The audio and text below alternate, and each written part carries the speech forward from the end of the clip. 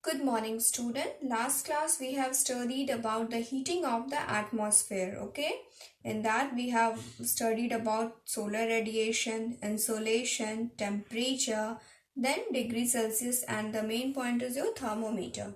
So today we will talk about that what are the factors which influencing the temperatures. Okay, so there are four factors which actually influence the temperature: your latitude, altitude, then your wind, then distance from the sea. So first of all we will talk about the latitude. So actually the amount of solar heat received on the earth's surface depends mainly on the angle of sun's ray.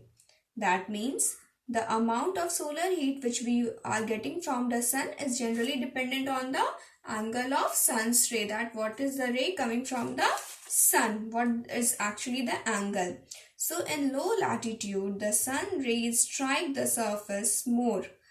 At the same time the oblique rays pass through greater distance and lose much of their heat.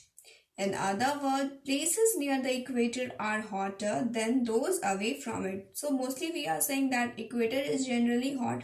So whatever the places near the equator is completely hotter.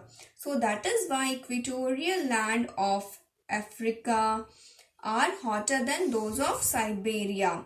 So the heating effect of the rays falling of the higher latitude is less than those falling on the equatorial region. So we can draw the inference that the temperature decreases with the increased latitude. Now we will talk about the altitude.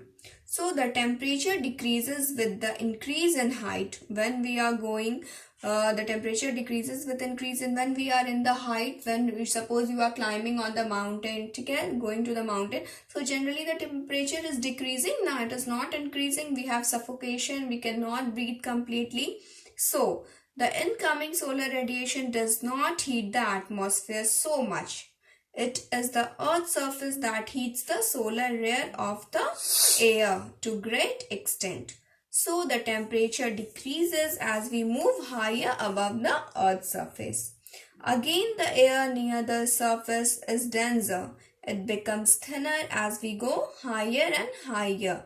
So, as a result, it is less warm as we go upwards. Okay, so we are generally also feel the suffocation and we are feeling cold. ठंड लगने लगती है ना. So why? Because we are going to the altitude. So it is cooler at the top of the mountain than at its foot. It is all due to the high altitude. So the 2 points, the distance from the sea and the wind, we will talk in the next class. So today you have to do the question I am giving in the Pick Girls. Thank you.